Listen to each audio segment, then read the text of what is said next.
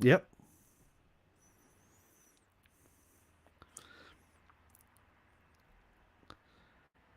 If anyone can hear us, they can say something in the chat.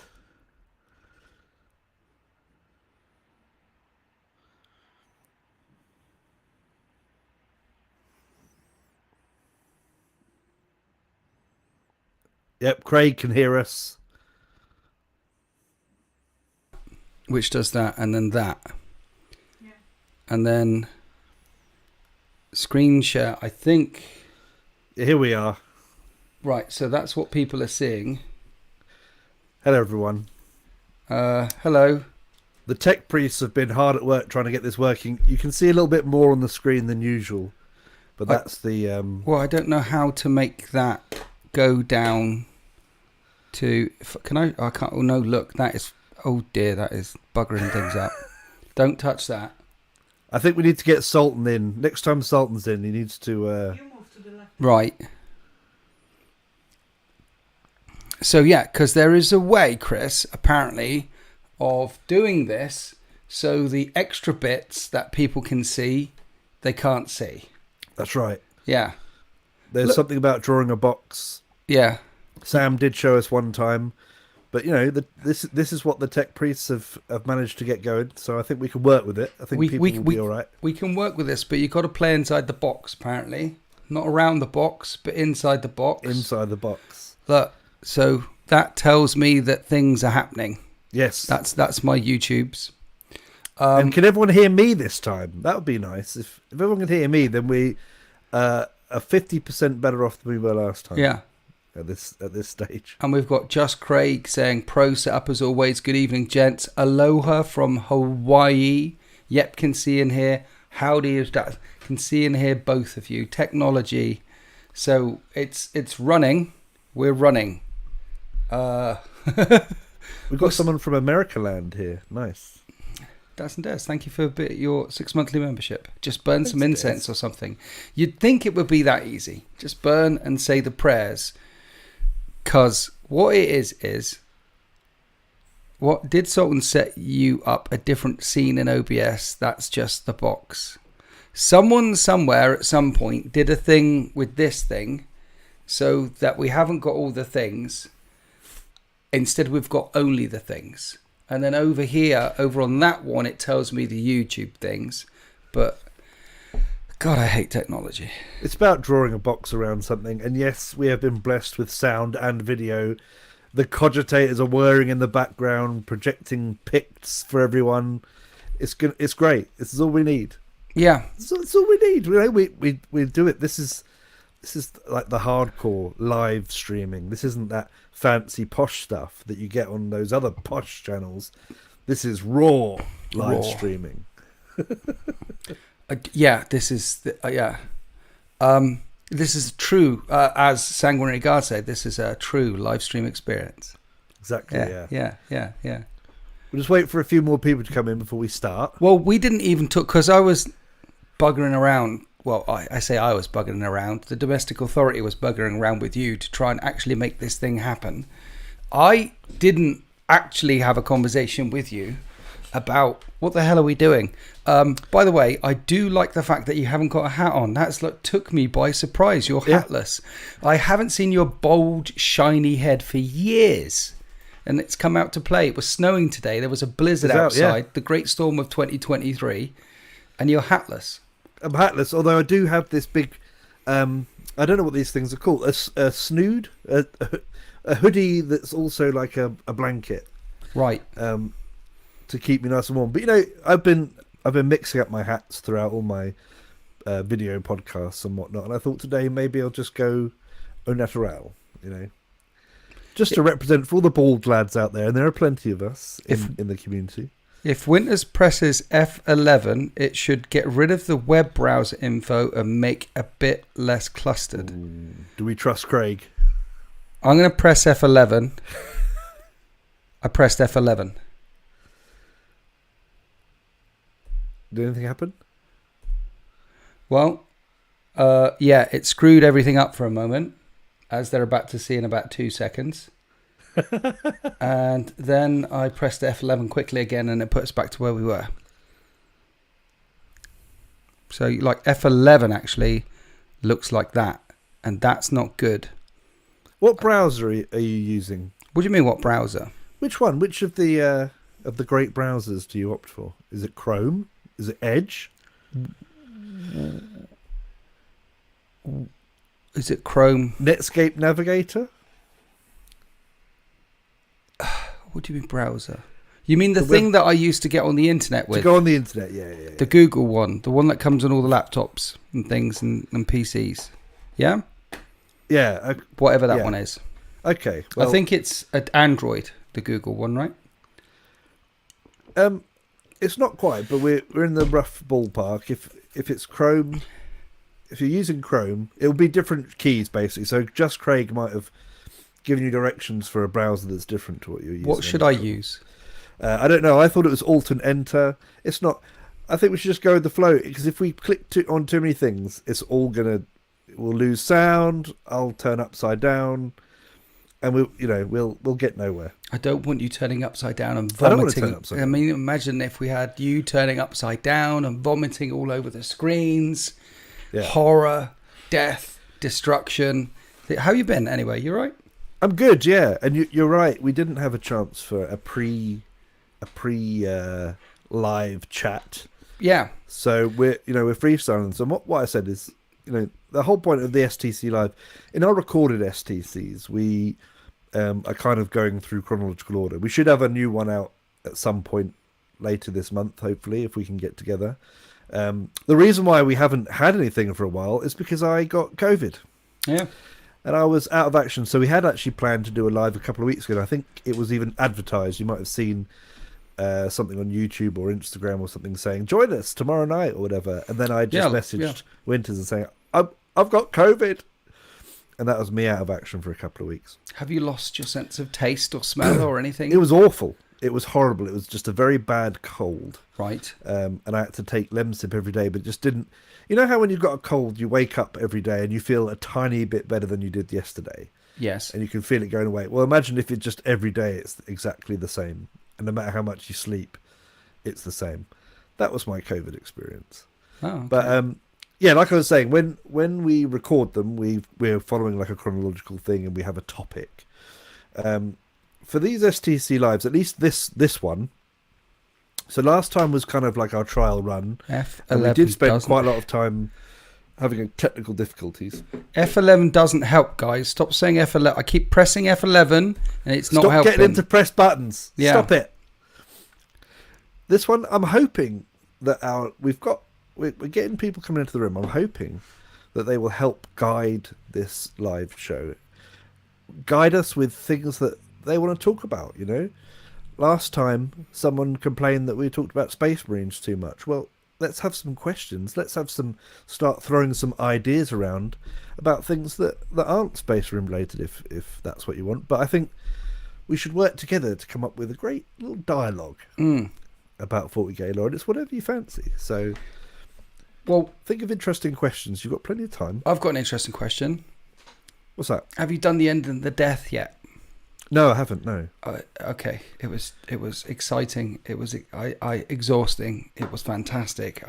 Let's not talk about that because it's spoiled. I saw you had a thing up with a big spoiler warning on it, so I stayed well clear of it. Yeah. Because I don't want to spoil it. But I'm actually listening to on Audible the Gazkul Thraka, Prophet of Gork and Mork at the moment, which is quite fun. Any good? Yeah, so it's pretty good. It's pretty good.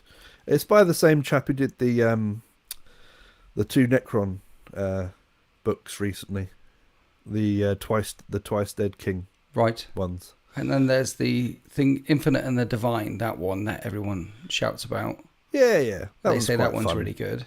Yeah, I tried to do that one, but I couldn't. I just it didn't grab me. No, it felt very much Tom and Jerry to me. It was because it was like, constantly, then they did this and then they like booped each other on the nose and then someone popped out here 1,000 years later and stole it. It was like an old cartoon of trying to catch the pigeon or something. It was all right. It was a fun read. I mean, I like the fact that they're trying to inject a bit of personality and hijinks. Yes. into Necrons, but it could have been better. Well, you can say. Here's the thing: didn't the Necrons come across as a bit human? Yes, very human, far too human. Because the Eldar don't in some of the books that I've read with them, and the Orcs certainly don't, etc., etc. But the Necrons came across as mechanical humans, and which is fine if that's what they are, and that's how the Necron books go. Then awesome, fine. But I wanted a bit more Xenos with my Xenos. Yeah, I think Necrons, the new sort of retconned Necrons that we talked about, there needed to be a balance between literally nothing, which is what the Necrons were before, just mindless Terminator robots. You're right. Yeah. I found a volume up here as well. I wondered what that was. I got multiple volumes going on. Yeah, no, they needed to strike a balance between the mindless robots of old Necron lore that phased out of battle and kept coming back, that were just Terminators.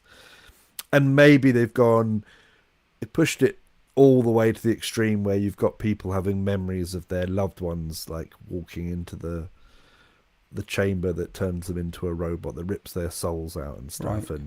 And maybe it's a little bit too human, but at the same time I kind of like it because they've gone for like it seems that the few writers who've done Necron novels have gone for this kind of scheming. They're kind of scheming behind each other's backs as vying for power, which was a bit of an obvious one, but it's a safe pick for a Xenos species to have them kind of like that. Yeah, and I guess as well it makes it accessible for the kids. These Necrons, and they're just like human. Just like you and me. Just like you and me, bro. They've got the same terrible things. Yeah, they've got the same issues. The same skin rash. Wondering what to do when they get up late on a Tuesday. How to call in sick. Things like that. Yeah, minus the skin rash. One of the things I did like is it does describe Trays in the Infinite as having this kind of this extreme attention to detail. Like he knows everything in the universe so well that I think in one of the scenes it describes how he's setting up a diorama of some salamanders that he's captured, and he adjusts the finger because he knows about salamander trigger discipline. Nice. With bolt guns, and he was like, no, he'd never have his finger still on there and adjust it. I mean, there's cool little touches like that, but it was very cat and mouse cartoon like that. That particular one. Okay, the Hobo says Brutal Cunning was a brilliant book. Brutal Cunning's a fantastic book. I really, really enjoyed that. It was Orcs written right, but actually one of the funniest things was I went into it as wanting to enjoy some like orky nonsense where they're all bashing each other's heads in, which it didn't disappoint on. Yeah, like the very opening chapter is it's got a head surgery and someone getting splattered into bits and all kinds of stuff. And but what I actually found was that I became really interested in the Admech chapters. Admech have never excited me a great deal. Yeah, some stuff about them that's cool, but the Admech chapters were really interesting in getting the nuances of their binary speech to each other. And you've done Mechanicum, right?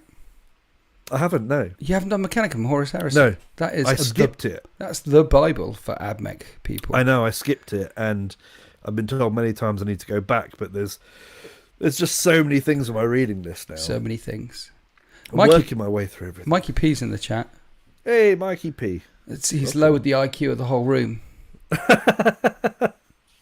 There is a White Scars battle report. One went up for members yesterday. I also filmed another White Scars battle report yesterday with Sultan, which I don't know if that one will go up on YouTube or not. Sorry, just answering. Evening, gentlemen. Evening to you too. Yeah, so we're talking books and things. So you're doing the books. Welcome. Do the intro now, because we've got quite a few people we've got here, people. And we've got the screen around it. We have technical issues, but not as technical as last time. So I think it's now time to introduce the Storytime podcast. Yeah. Welcome to the Storytime podcast live, the STC live. This is our second one, and we are way ahead of our technical abilities from last time, because I think it was about half an hour before we got into it. But here we are, and thank you for joining us, everybody. You can see the room's nicely filling up. And for those of you who have been here since the beginning, you've already heard that today we're going a bit freeform.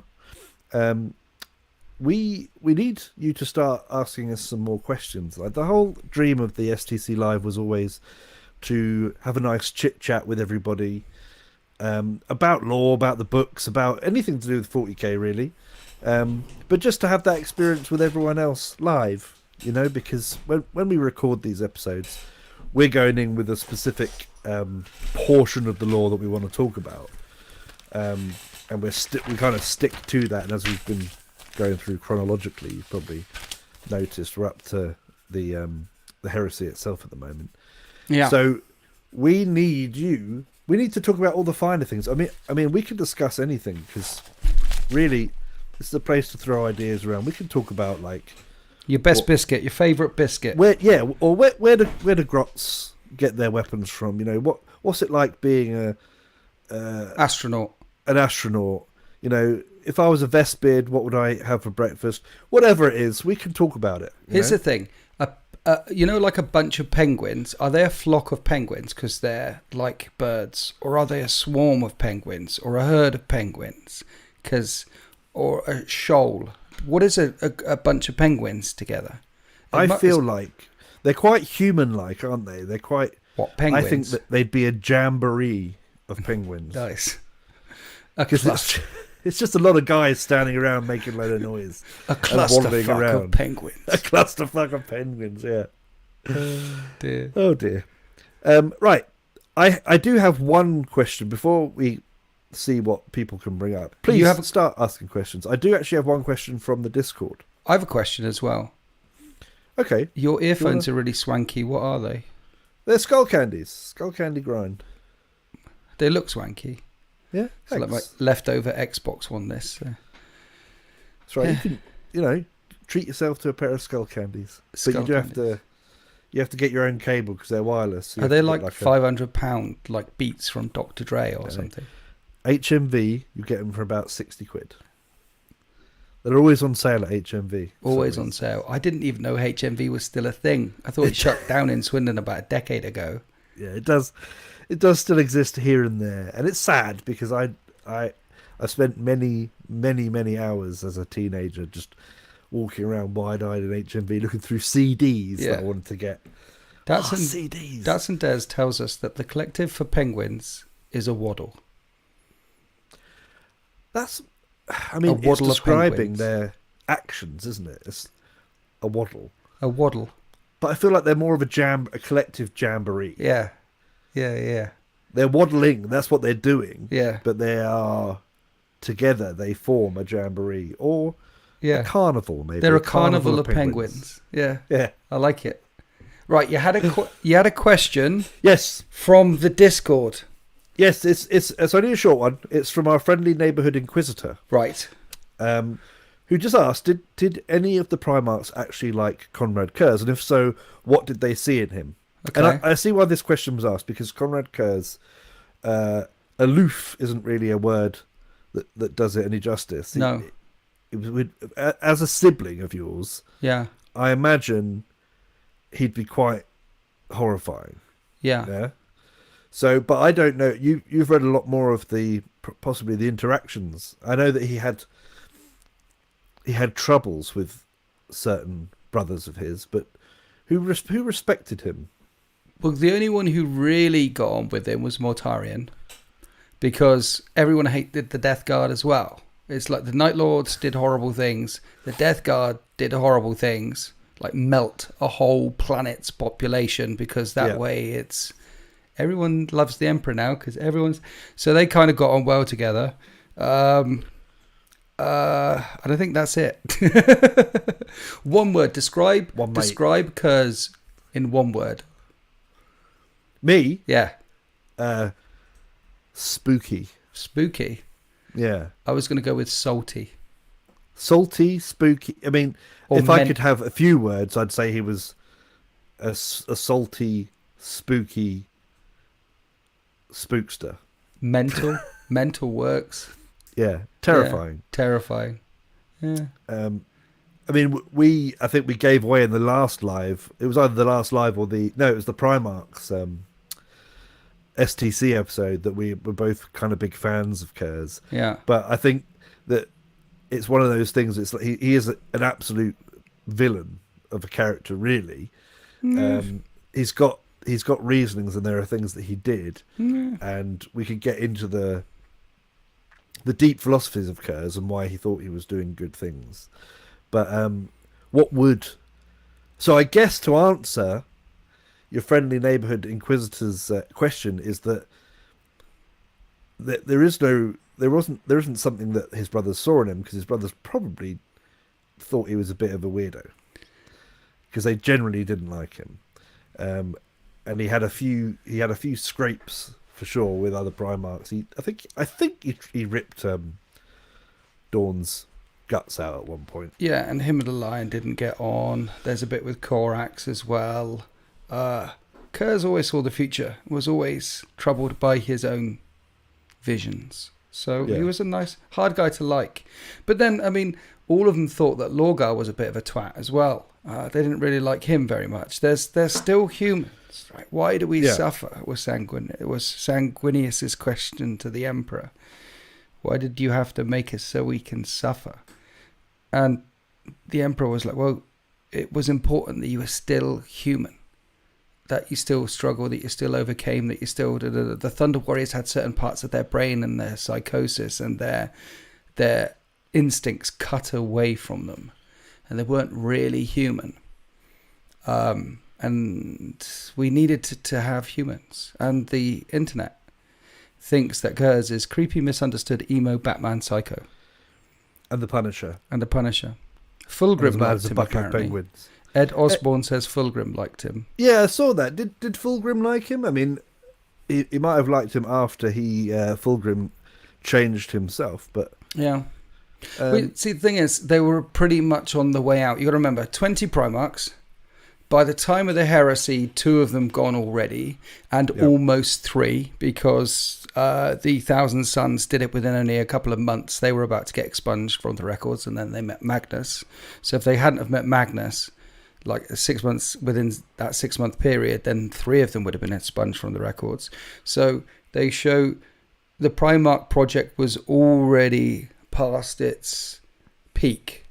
Apogee, whatever the word is, pinnacle. Yeah, apogee is nice. Apogee is already past its apogee and was on the way down, and 2 of them were gone. Kurz was already mental, and his whole legion was breaking apart and falling into warbands. By that point, it was already fraying at the edges by the time we're introduced to it, and Davin and Murder and the Interrex. So, yeah. Okay. So I think we answered that sort of question, sort of.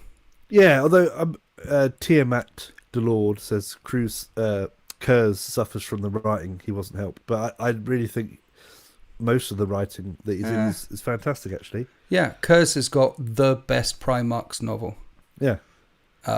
And he is one of the most interesting Primarch characters.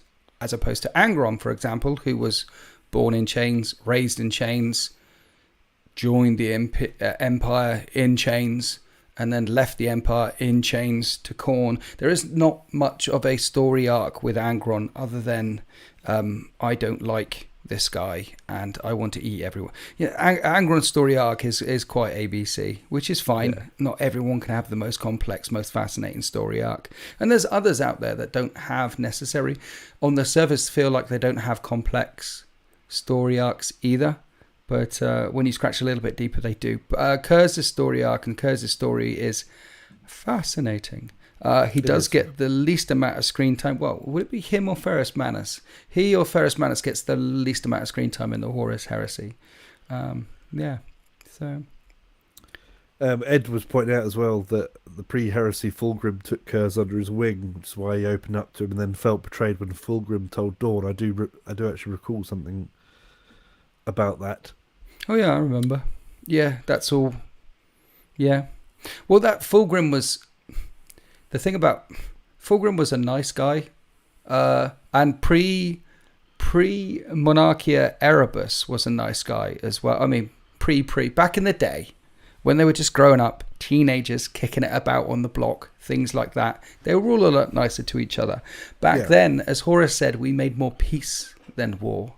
For every planet that rebelled against the expansion of the Great Crusade, 1,000 of them joined willingly. They made more peace than war, and there was none of these complex societies. So when the Emperor buggers off back to the palace and leaves Horus in charge, by then it was the tidying up process. The Great Expansion, the Crusade, was almost at an end. But back in the day, when they were rampaging across the stars, when they were up and coming, moving through the divisions from Division 3 to Division 2, who's scoring the most goals, things like that. When they were moving through all the Xenos that they met at that point, you've got to remember that old night had just ravaged the galaxy for thousands and thousands of years. So when they were scoring it, when they were kicking it, when they were practicing their set pieces, all that sort of stuff, there was none of this ambiguity back then, and they all loved each other and they all looked after each other, and everyone was felt a bit sorry for Lorgar because he was a bit crap, and no one talked about those other two brothers who ended up getting murderized.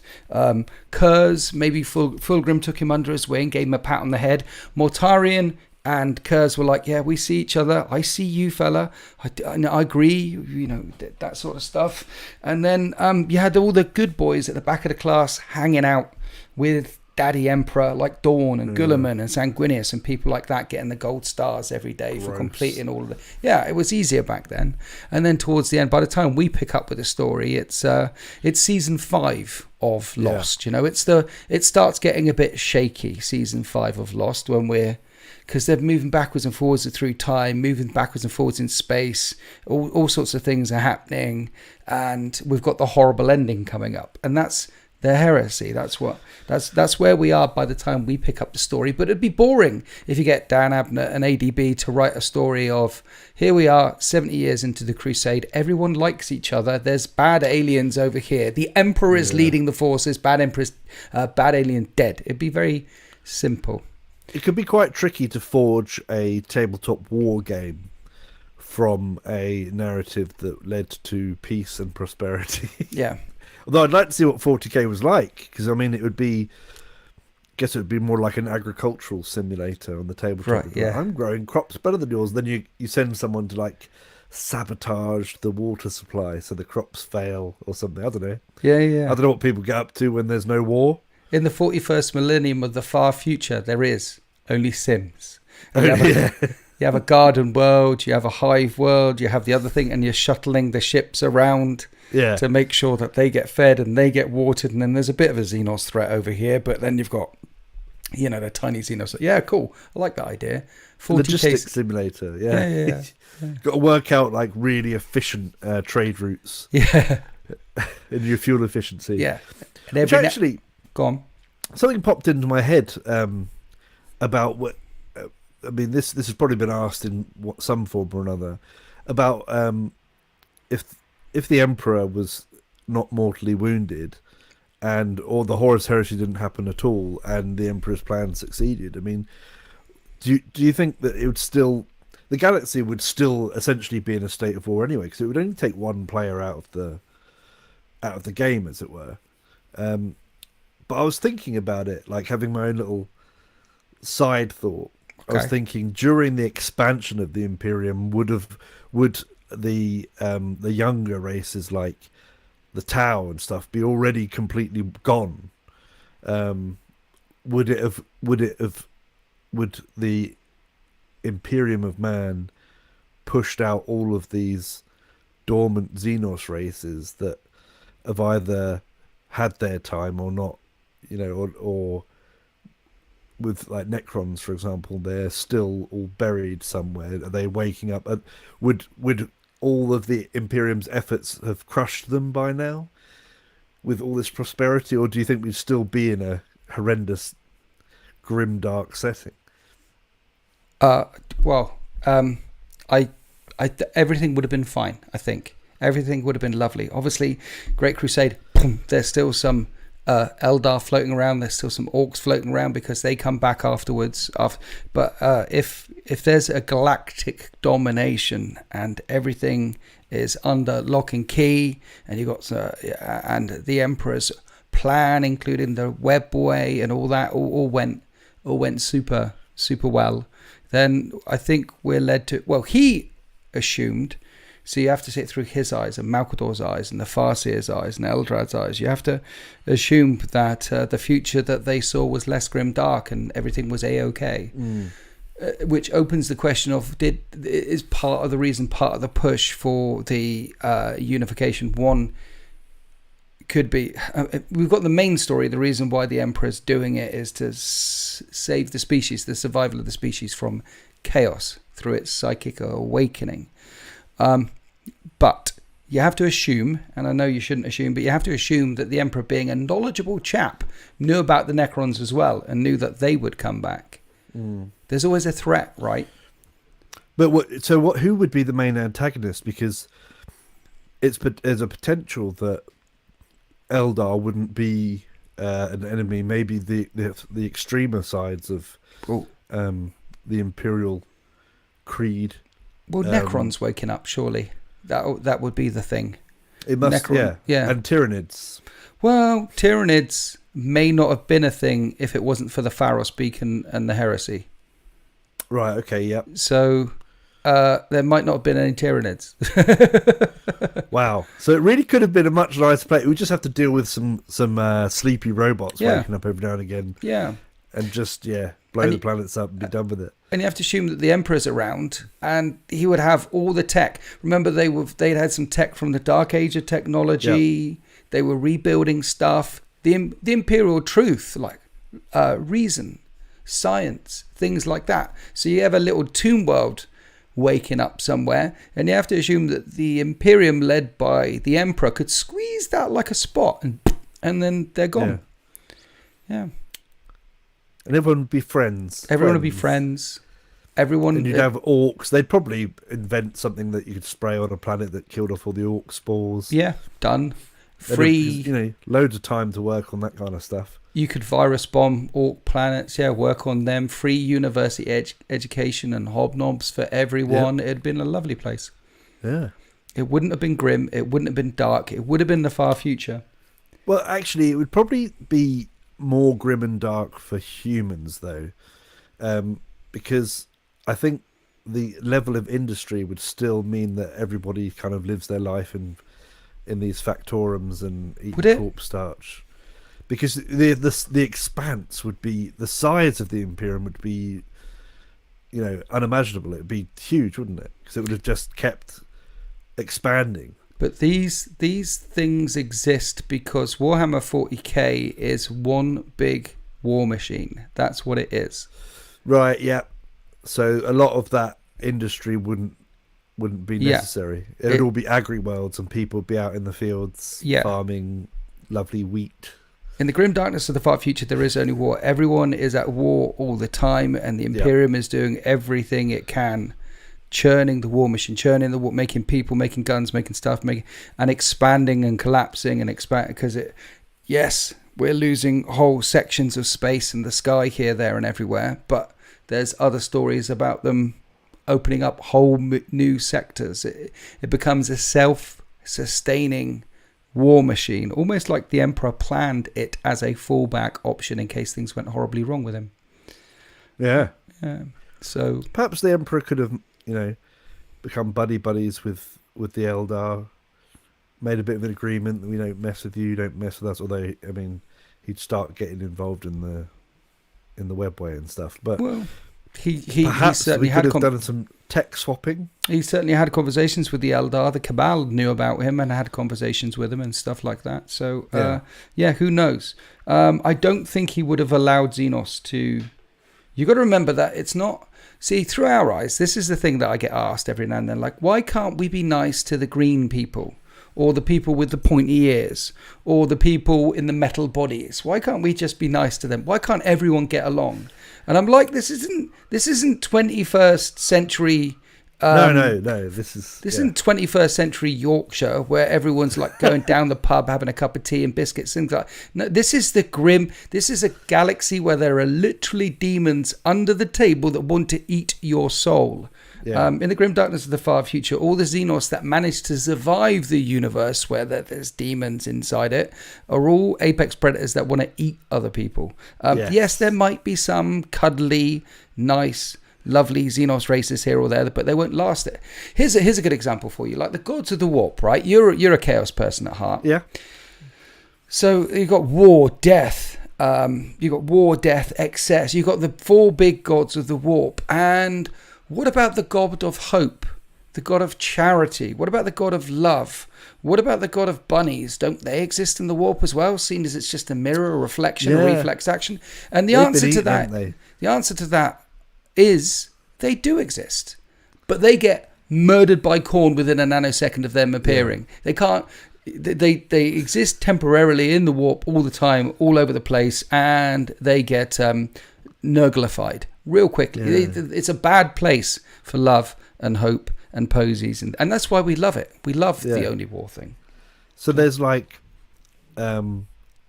there is a god of bunnies. There's a god of bunnies. And, There's a god of bunnies. The Easter Bunny is a thing. There's so many children that believe in the Easter Bunny, so that there's the god of the Easter Bunny hopping around, dropping off. The Easter Bunny lays chocolate eggs and doing that. And the Easter Bunny is materializing and getting eaten by Khorne demons. Yeah, 1,000,000 times a second, every second. That's what happens. What do you think it's like the little white rabbit from Monty Python and the Quest for the Holy Grail?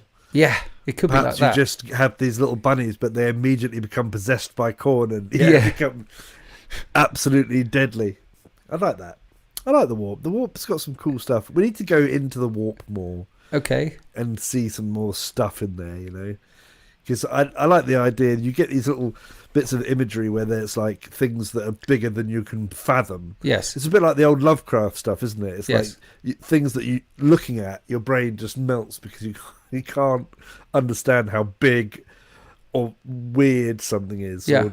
Or, Well, I don't think it's go there more. I don't think it's like the old Lovecraftian stuff. I think Lovecraft stole from 40k, like Dune stole from 40k, because we all know that the 40k IP is completely fresh and was born. That's right, yeah. A virgin birth and not inspired by anything else ever. That's why Games Workshop has sued other people for suggesting that such a thing as a space marine exists in another lore, in another canon. No, space marines were invented in Nottingham in the 70s, in the 80s. God damn it.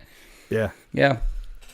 And it's funny actually. I watched the original Dune Did you? quite recently. Why? And because I watched the new one and I just wanted to watch the original again. Okay. And it is actually alarming how much how you can see so much of the early Warhammer stuff in there. And I haven't read the book. I haven't read the massive book where it's probably a lot even more so. But there's a lot of and it keeps throwing me my microphone is literally resting on it. Well, it keeps throwing me off when they talk about the Emperor as well, and it's like the Imperium and the Emperor, and I'm like, what Yeah, hang on a minute, you can't. It's a god emperor. They can't say this. And navigators.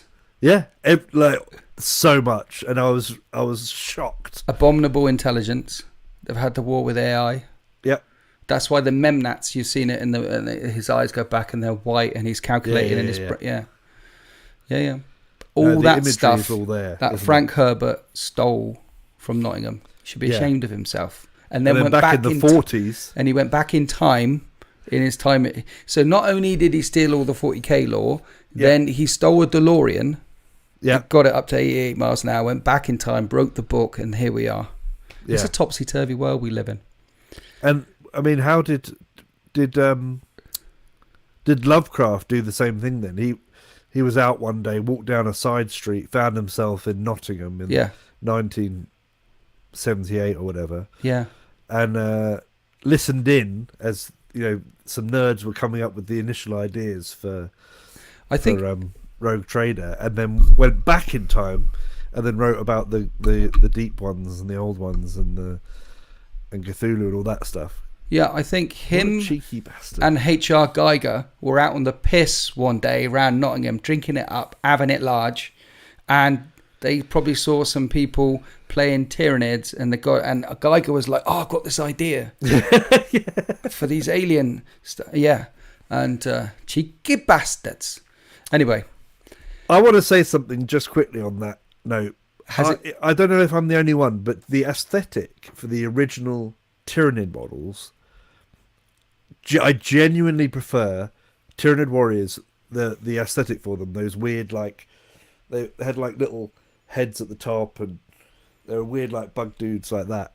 And the old Hormigants that were like a body with just spikes coming out of it, and the old Carnifex as well, which was like a weird. Do you remember the old Screamer Killer with the? Yeah. Love it, with a big screaming mouth. I wish that they were updated rather than turned more into a kind of generic. The way Tyranids look now is more generic. What? For some reason, I think. You're just wrong. The way Tyranids look now is lovely. How dare you? I love them, but I still think the old aesthetic was something a bit different, and I really liked it. The old aesthetic was definitely a bit different and very derpy. Yeah, but I like derpy models. I think they were consciously really trying not to make anything that had probably been made before, probably, with the old aesthetic. Because they were probably the ones trying not to get sued. And then once it was established over a bit of time, it's like, hey, this is our IP. It's completely original. We'll sue you. And yeah, so and then they had a bit more freedom later. The first big plastic kit was that Trigon as well. Before we had Nemesis Dread Knights, they tried out a lot of things on the Tyranid. So God bless them for it. And it's just been pointed out as well. I'd like to say from Tiamat again. And this is something new as well. I forever thought the Adeptus Arbites were the Adeptus Arbites, and apparently it is RBTs. Yeah, Arbites. Which I don't like, but or Arbites. That's the way it is. Yeah, it's how 2000 AD obviously stole Judge Dredd. Yeah, from the Adeptus Arbites, yeah. RBTs, which shame on them. Shame I'm on. A big fan of Judge Dredd. Big fan of Judge Dredd. Yeah, so, big fan of David Lynch as well. Yes, who? Jacob. David Lynch. Yes, director. The director, yeah. Yes. Fantastic films. I did I did film studies in college because I'm a loser, and that doesn't help you in life at all. But I did my A-level film study on Eraserhead. Nice. Which is awful to do a final piece of coursework. What a tremendous waste of time. Yeah. Yeah. Absolutely. Right, what else we got here? Should we talk to the people? We should talk to the people, yes. Yeah, I'm getting bored of talking to you. Let's talk to some people. You can start talking about film studies and French new wave. I mean, when I'm thinking of directors, I think of Denis Villeneuve and Christopher Nolan and people like that. And I used to think of people like David Lynch and stuff and things. I mean, and also the Alien series and but anyway, let's move on. Okay. Yeah, let's talk to some people more intelligent than you. That's not hard to find. That's all the people in the chat. Yeah, so. All the people in the chat. We've got 65 concurrent viewers. Thanks for being here. Warsmith Chris, dip your toe in, see if the water's warm, see if we have a sensible question or two. We've got Quipster has joined. Has he? Hi, Quipster. Quipster nerd. Hello, Quipster. Bumbling Wizard says old GW equals derp, but yes, it was a good kind of derp. Yeah. That's the thing. I really savour the old hand sculpted minis from all the companies, and I really like Raoul Parther's old minis, and yeah. There's something about them that's very nostalgic. If you weren't there, you're probably never going to like them. It was all a bit derp. Like the 80s was Judge Dredd and Paul Verhoeven. Who's it? Paul Verhoeven, the one who did Total Recall and RoboCop, and everything was a bit derp back then. But derp in a cool way. Derp in a kind of taking the piss, but also not but layers to it if you wanted to. Yes. Yeah. So sci-fi had a vibe to it during that time, an interesting one. So, when the internet turned up, now everyone's serious sci-fi. Everyone's got a bit emo. Everyone's taking it a bit too seriously. Do you remember, was it Sherlock, Clouseau, Thingy Bob, the Inquisitor? Oh yeah. Everything was dirt back then. They all had ridiculous. I mean, we've still got Lionel Johnson, and we've still got leftover bits of that. There was a really cool one. What? I'm never going to remember a name for one of the old characters from Rogue Trader with an absolutely incredible name, and I can't remember what Victor it was. Clouseau, And it Sherlock, wasn't that one. something. There was another one. Oh. That was pretty ridiculous, but there was another one as well. No, Jeff Richmond, it's RBT's. I was confused as well. And it's Abaddon, not... A lot of people thought it was Abaddon. A lot of people thought it was that. But, and then ignoring, because some of the Black Library narrators say Abaddon, and some saying Abaddon. And Games Workshop made an official statement, I forget when it was, a couple of years ago now, saying, no, it's Abaddon. And Abaddon is like one of the old demons from like ancient Mesopotamian lore or something. Someone from ancient Mesopotamia came to the future, stole the thing, went... stealing crazy. The original IP from Games Workshop again. You know, they keep finding those old carvings of like, oh look, this looks like a spaceman, but they were the original tools they used to go forward in time and steal from Games Workshop. It's a whole thing. Okay. So what else we got? We got questions. Yeah, we've moved on. We're still on David Lynch, Disavowing Dune. Yeah, I don't think. I mean, when you watch Dune, it's movie talk now. It's the STC Movie Club. Here we go. I think for its time, Dune was still a bit of a triumph. I know that it was a weird adaptation, but there wasn't a lot of good sci-fi back then as well. You have to remember. And sci-fi was very hard to do. Yeah, no CGI. Outside of the really big sci-fi films, everything else looked very camp. Yeah. And Star Trek got away with it because it played into that a lot. But when you're trying to pull off something like Dune, something as epic as Dune, I think he did an all right job with it. The new Dune is very nice, but it feels a little emptier because it's, we achieve everything through aggressive CGI these days. When if you think of what Lynch had to work with, I think he did all right. It's not his greatest achievement. I really liked the new Dune. Really liked it. It felt like Fellowship of the Ring to me, and I'm looking forward to the 2000 Return of the King.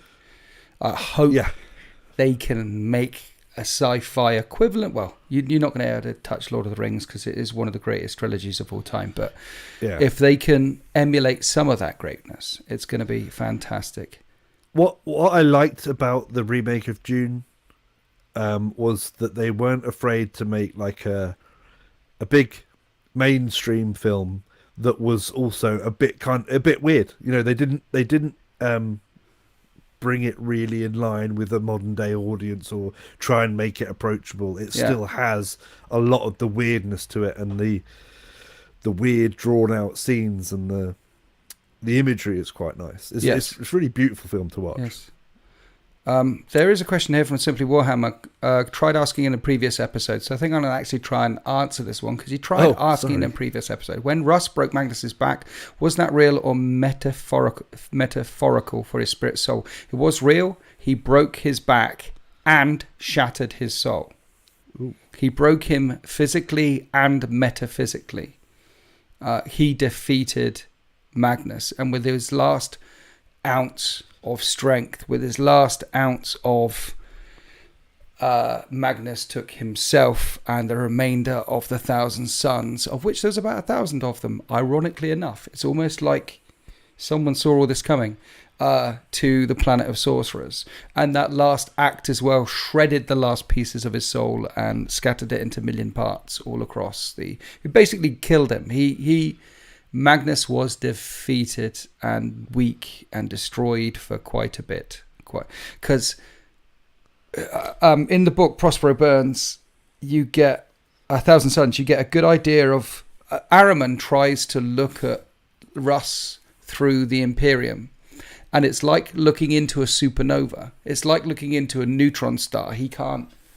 And he actually has this... So... Ahriman is so boss that he takes Othar Weirdmake, who's the most powerful of powerful. Here's how powerful Ahriman is. Him, chief librarian of one particular chapter. Then you've got a chief librarian of the Space Wolves chapter. They come to blows at the end, and Ahriman literally, with just by blinking, he says, right, I'm going to show you the truth, and rips Oathway Weirdmake's soul from his body and flings it into the warp to be devoured by demons. And that's like someone just doing that to Mephiston, or doing that to Tigerius, or doing that to... He's supposed to be an alpha psyker, and Ahriman's like, pussy, I'll show you. Ripped his soul out, thread him to the beasts, right? So that's how powerful Ahriman is against someone who is an alpha psyker. And when he looked at Lehman Russ through the eyes of the warp, through the eyes of the Imperium, he couldn't. It was too painful. It was too much.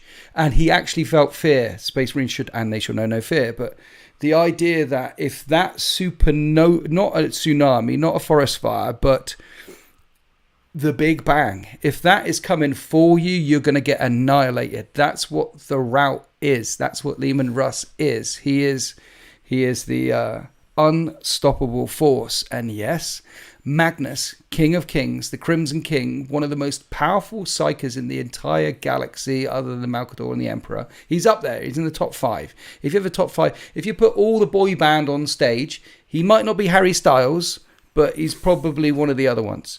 And Lehman Russ just ran over him. Because if Lehman Russ, you cannot stop an exploding star, particularly if that exploding star wants to kill you. Lehman Russ broke him in mind, body, and spirit. So, yes, it happened. Talking of Ahriman as well, just a little spoiler. I finished my Black Templars that I was working on. I've mentioned a couple of times I've been working on them.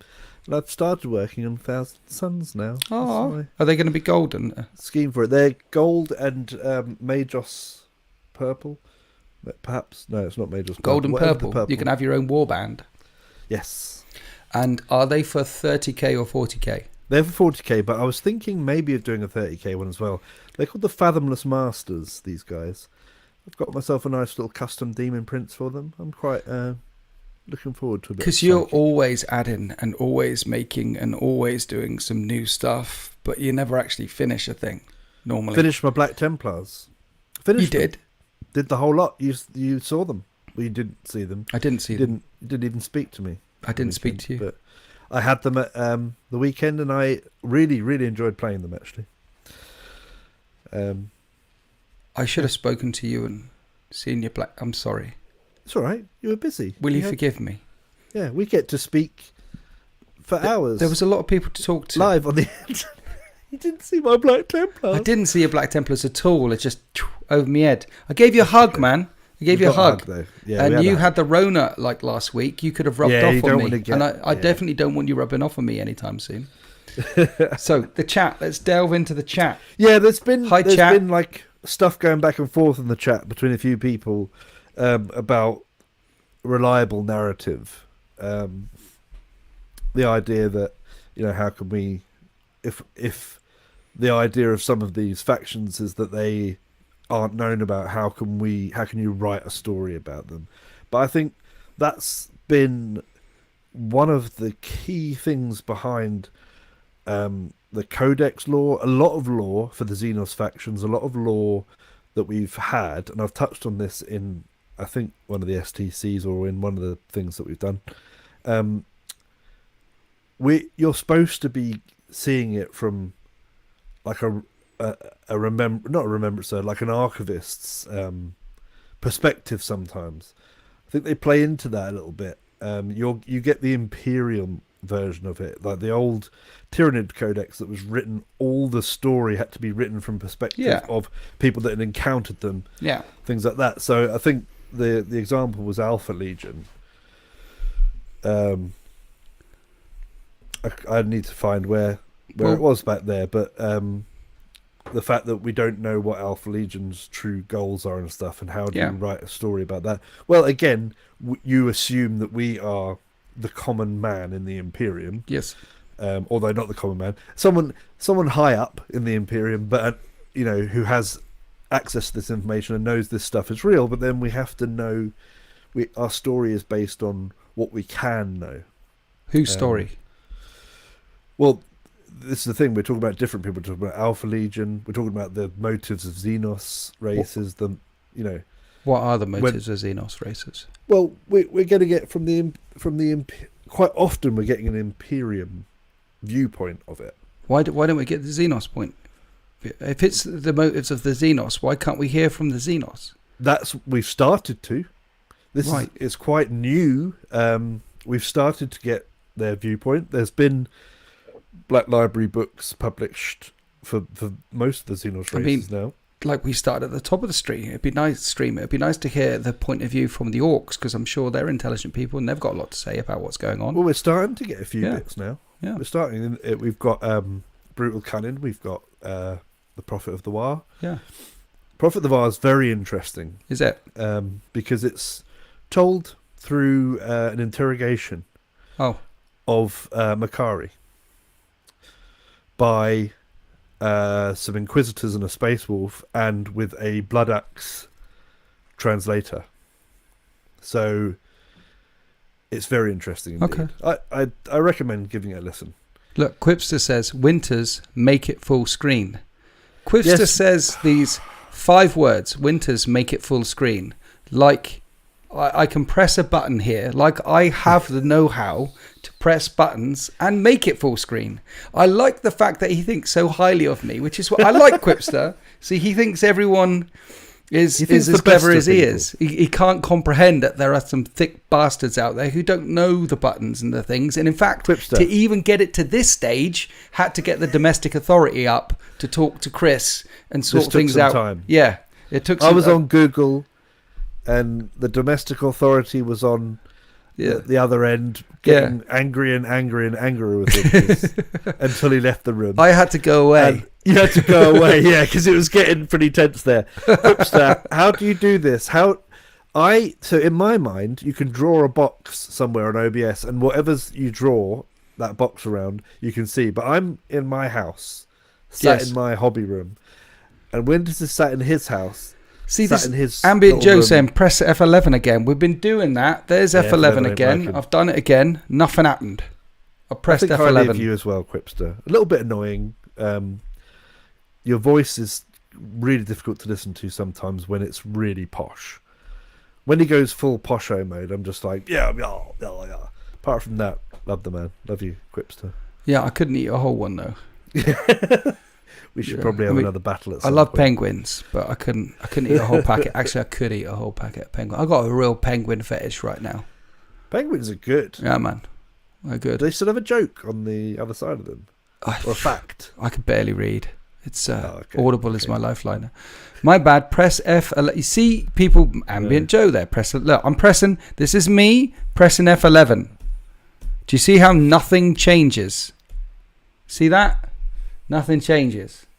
So anyway, let's move on. This is a law thing. This isn't a technical laugh at the monkeys in the corner pressing on the typewriter trying to make the works of Shakespeare. This is not the work of Shakespeare, people. And if you're here for Shakespeare, then no, because we're not talking Shakespeare, because he plagiarized 40k. He moved forward in a time machine. He stole lots of stories about Primarchs and things like that, and he turned them into King Lear and all the other stuff and all the space operas he did back then. He sat in his, but basically he read the Horus Heresy, and he's a plagiaristic bastard.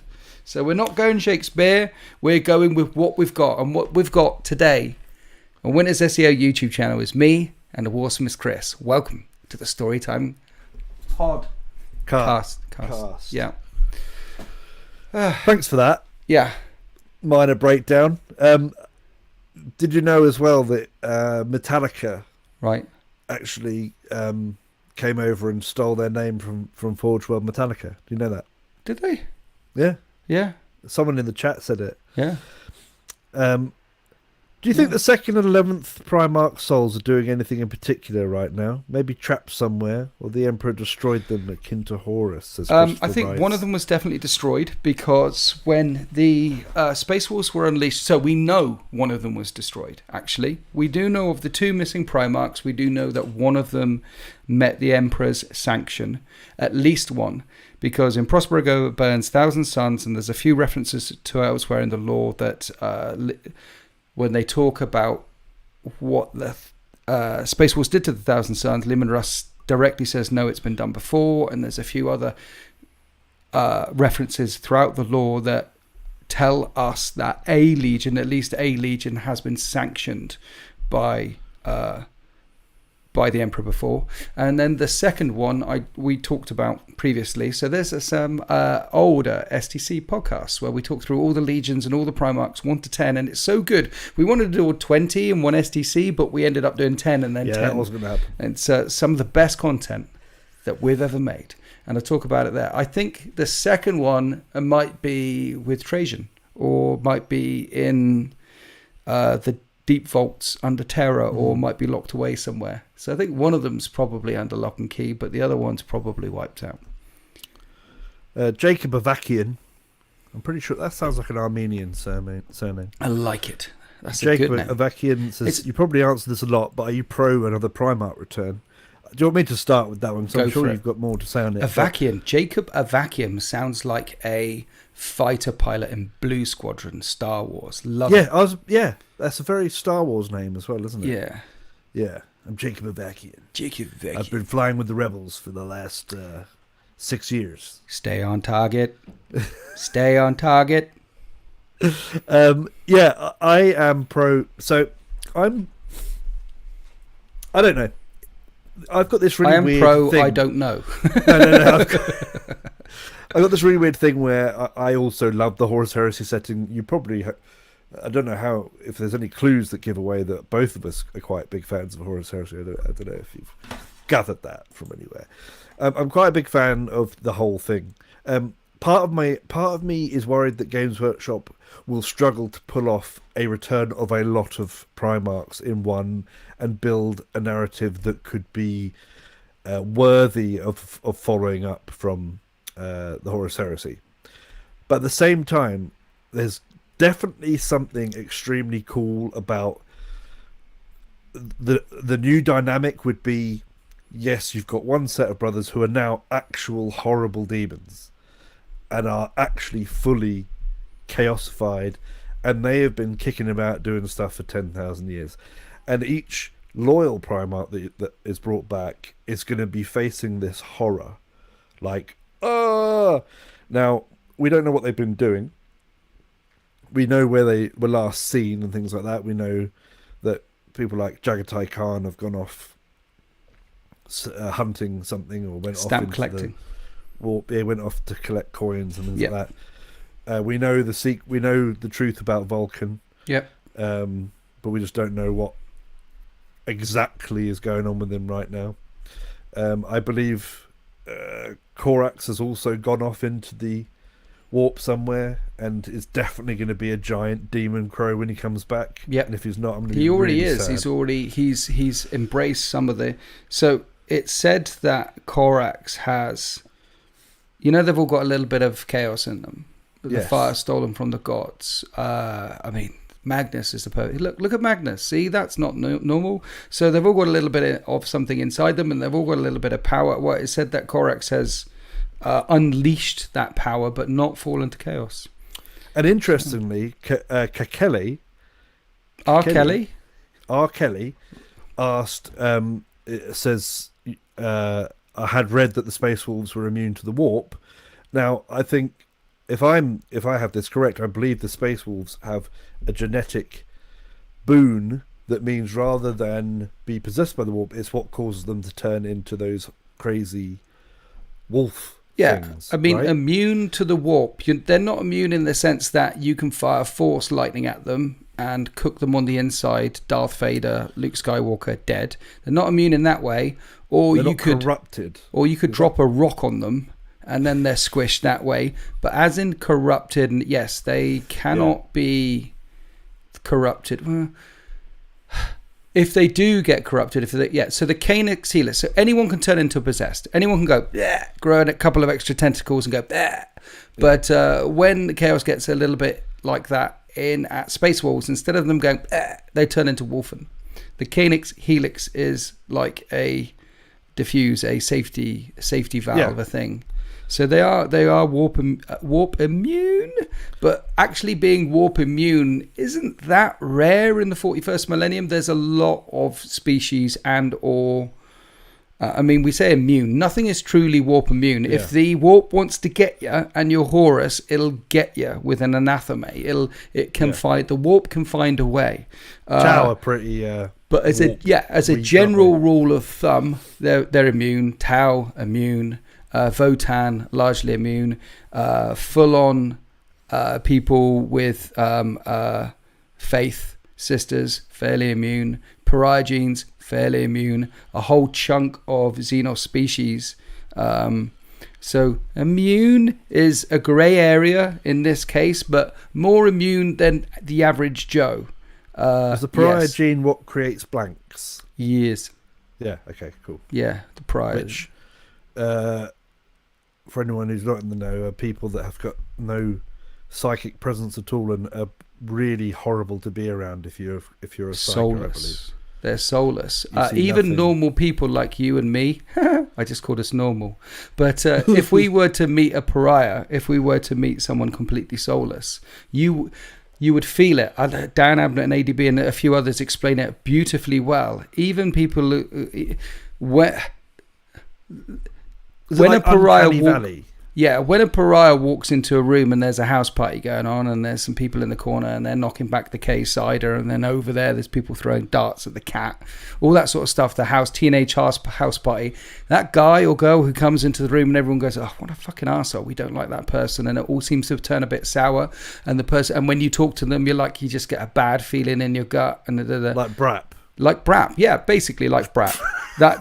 That's what a pariah is like. You can feel it. Yeah, there's something off. Your spider senses start tingling. Yeah. It's uncanny valley. They look human, but there's a component missing and you don't know what it is. Yeah. And then psychers who turn that on, and some can get trained to turn that on, will make you ill and make you sick. Literally physically ill and sick. And then to psychers and to psychic active people, if pariahs can kill them. Pariahs are soulless, dead things. They're an anathema to the warp. They seem to be specifically human, and they might be an invention of the Emperor, a bit like the Navigator gene and astropaths, but that's a whole other conversation.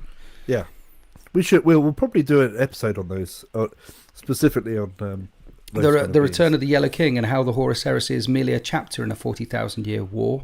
Just one chapter in the trilogy, and it's chapter 12 of the Two Towers, and we've still got another third to go. We haven't even finished the Two Towers yet. We've got to get to Return of the King. The Horus Heresy is not the beginning, middle, and end of the Emperor's quest. It is a pinprick in the journey. Yeah, that's very exciting, isn't it? It's very exciting. The end and the death is just so damn good. You telling me I need to catch up? Have you started the Solar War yet? No, that's the thing. I haven't. I don't know at what point I can just give up on trying to get through the Horus Heresy. What heresy have you done? You've done the first chunk, right? Yeah, I've done obviously the first chunk, fantastic, and then to say that I've danced around bits that I've been interested in is, so I tried to read the Salamanders parts, right? I just couldn't get into them. Okay. I've done the Dark Angels bits. That's a rough one as well to get into, yeah. I did I followed some of the Chaos bits. I followed Fulgrim. Okay. I followed Angel Exterminatus, those kind of books. Yeah. Surrounding that. What else have I done? Thousand Suns and Burning of Prospero. I haven't done a lot of the goodies stuff. Like I dodged things to do with the Imperial Fists and I dodged things to do with the Ultramarines and stuff. So you've danced around. Yeah, I've danced around. But the thing is, I know exactly what... Well, not exactly, but I know a lot of what gets us from A to B. So if I start at B, is it time? Is it time to jump? I'd go straight to the end if I were you. Yeah. Yeah. Because all of us know what happens at the end as well, but we don't know how, in detail, how it happens. It's like, it's like Titanic, right? The movie Titanic. You don't go into the movie Titanic going, whoa, maybe the boat will make it all the way. You know it's going to end, but it's the journey. Yeah, exactly. It's the journey. And I'm guessing that it's giving opportunities for more bits that Yeah. are that were previously unknown to come in. Here's the Because you're telling me there's spoilers, and Yeah. The if weaker there's bits. spoilers, Here's the yeah. thing: the weaker bits, the weaker stories in the Solar War are just good. Yeah. So where it gets in the Heresy in general, there's some weaker books. There's some weaker plot points which are not the weakest plot points in the weakest books are terrible, and I wouldn't recommend anyone reading them, listening to them ever. Stay away. But the weakest books in the Solar, in the Siege of the Terror series are still good. They're still good. They're sandwiched either side by some fantastic lore and some fantastic narrative. And highly recommend. 10 out of 10 would bang. Yeah. Okay. Skip to the end. Do it. I'm going to skip to the end. Yeah. That's the way to do it. Let's. I'll get through the Prophet of the War. Yeah. And then I'll get. What were we working on talking about? We were talking. I was actually about to ask the question. As whether like a warp rift is going to open up, and out of it is going to come Lehman Russ, right, as a wolf with a load of wolfen, and then Korax as a crow with a load of crow men, and then we have a big like bird dog army. That's just what I wanted to ask. Okay. While you stew over that, I'm going to catch up on what these. Well, I sorry. You started talking, and then I got a message on my phone. Mini Wargaming Dave just messaged me, so I was a bit distracted by what you said, and I was reading the message because obviously, when you get a message from Mini Wargaming Dave, you check it out, and he basically called me sexy. So that was a bit distracting because I know I am. You know, this shit. This don't come easy, okay? I had to work on this, all right? You're talking about a lot of late nights. You're talking about quite a lot of hobnobs and lots of sugar. It takes you got to put a lot of crap into a body to make it look like this. I mean, you talk about dancing around, and I look at your body and say, your body is built for dancing, bro. Look at it. It is built for dancing. Built for dancing. I bet you can glide around the dance floor like a tub of lard. I got moves. On what? I got moves. They're just moves. Yeah. Listen, I'm gonna attempt to say a name that I believe. I got moves. You know the point at all the lasers with different parts of your body. Done. Yeah. Yeah. Listen, Joseph Kajovsky. Okay. No, Joseph Sajovsky. Sajovsky. That's what I'm going to go for. Right. You need to let me know if I'm close. Okay. Hey, I just want to say Winter's awesome and Tyranids devour all. Thank you. Smiley face. Okay. Yeah. Yeah. Yeah. I think we bigged up Jacob Avakian enough. Avakian, man. If that's his real name, Jacob Avakian. If it ain't, Reg. it's probably some really obscure reference to a 1950s sci-fi or Ambient Joe, is there much lore around Dark Admech? And if they bring them as an official army, would you consider collecting them? I would bloody love it. You get Dark Admech. The thing about Dark Admech is it's not, from where I see it, it's not so much Dark Admech. If you read through the Chaos centered books, you will find these little not forge worlds, kind of space garages, I guess is the best way to put it. Weird places out in the warp, out in the nowhere, where you get we call them bad mech, but really I think admech have got a lot of rules they have to comply with, and I'd say it was more about tech priests and tech adepts and tech people that want to work without the restraints of the Mechanicum, the Mars doctrine all over them, and they kind of hang out and they look all weird. You get, I can't remember which book it was, describes one as like a big horrible spider thing, but you've got the ones that are like, there's one that's still floating around with the Night Lords, who is pretty much just doing normal Admech stuff, but he's just doing it for for these guys and traveling around in the warp and stuff. And Yeah.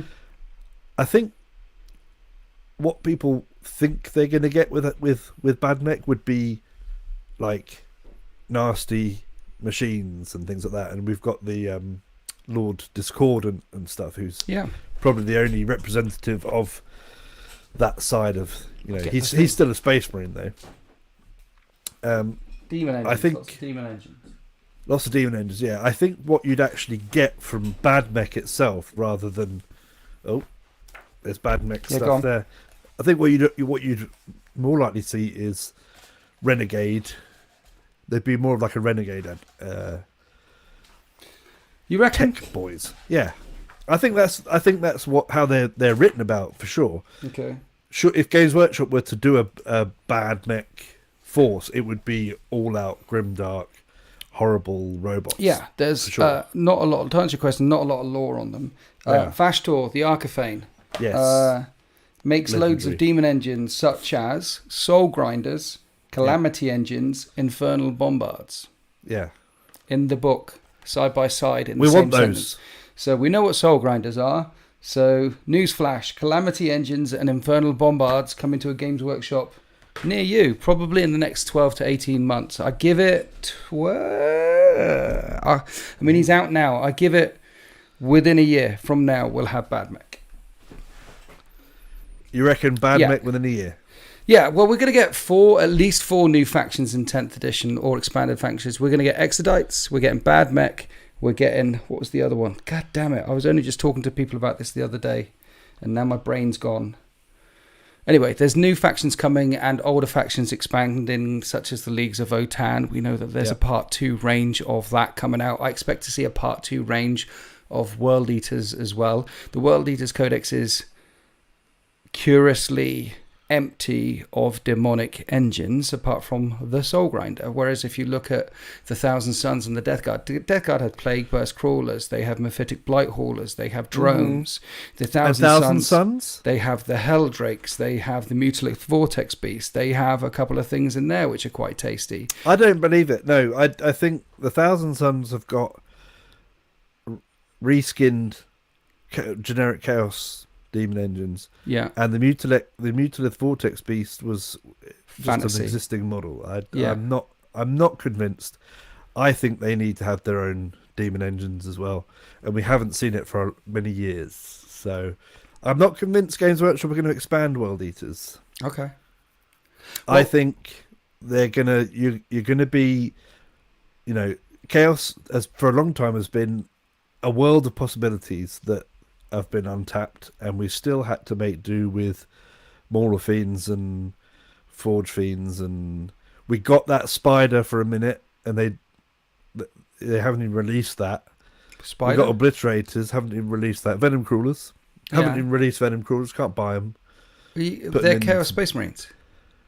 Yeah, but this is what I mean. Chaos in general have been very low on the demon engine side of things. Yeah. For a long time, and we've kind of had to dish them out. The Death Guard are the only Chaos faction that got its own, the only specific God faction that got its own demon engines. 8th edition launch box. That's why, right? It's a launch faction, so they got all these things. They got juice. They got all the juice because they were a launch faction. So I got to say though, the 8-bound are fantastic. Yeah, just throwing that out there. Yeah. Someone actually did ask earlier, before we got to sidetracked with all the new factions. I want to go back to that in a second. In fact, no, we can bunch all that together in a minute. Going back to the factions. Exodites. Do we need Exodites? I don't think we need Exodites. Of course we do. No. Yes. Here's the thing. This is what an Exodite army will look like on the tabletop, right? Elder Beast Snaggers? No. Elder Beast Snaggers. We don't need two primitive factions. Here's the thing. Look at all the gorgeous AOS models. Yeah. Okay, so the Indoneth Deepkin coming out on those waves, or some of the dragons that they have. Some of the AOS models look absolutely fantastic. A lot of them do. Yeah. Imagine playing a game of Warhammer 40k where on one side is your Iron Warriors with all their bolters and all their missiles and all the things, and on the opposite side of the table is dragons and elves riding velociraptors. And so you've got sci-fi dinosaurs with elves on top facing guns. It would look epic. I'd buy that for $1. This is my absolute opinion on this, right? Absolute. First of all, yes, if you want to have those cool models with crazy dinosaurs and elves riding around on fantasy beasts, play Age of Sigmar. That's what it's there for. You can play all that kind of stuff. You don't have to put it into the sci-fi future. But what if I want to shoot the dinosaurs with the las gun? I can't do that in Age of Sigmar. Well, wait. Okay, wait. I'm waiting and waiting. Because I mean this sincerely. I will buy on release an entire Exodites army and codex or whatever, and there might be they'll be part of the Eldar codex anyway. Okay. Whatever. I will buy that on release if the Exodites are like completely stolen from Dino Riders, right? If we have things like a dinosaur with like lasers attached to the sides of its head, and there's like a guy on the back and it's got like big straps around it, and then a gun turret on the back, I'm so in. Sharks with freaking laser beams. $1 million. You need exactly. If we get a Dino Riders theme like style thing, which they could do, because I think even in that the Infinite and the Divine, Exodites are most recently written about, I believe. And they've got like pterodactyls and shit, and they're firing stuff. They pop up in these books. They're mentioned in these. You've got to remember that Exodites haven't been mentioned for about 20 years. They were a thing. They were old lore. And then when they start getting mentioned, that means they're on the way. So the Lion and Angron and people like that weren't mentioned forever. And then they started popping up, except in Horus Heresy, and then they started popping up in 40k lore. You can see what's coming by the bits. The guy who's writing this had a chat with Tommy, who worked down the hall, and he had a chat with Rob, and he did a thing with Dan Abner and the thing, and they're all talking together and being creative and stuff. It's coming. Exodite's coming. Now, Here's why they're coming. What is Games Workshop?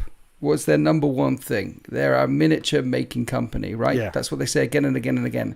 We're a miniature making company, and our goal is to make the best miniatures in the world. Yes, they like to sell plastic shapes. Yeah, that we love to buy. That's their thing, and then all the IPs and all the other stuff is like hung off that. It's they're wrong, by the way, because the IP is now worth more and more expensive than the models, and they're beginning to realise that.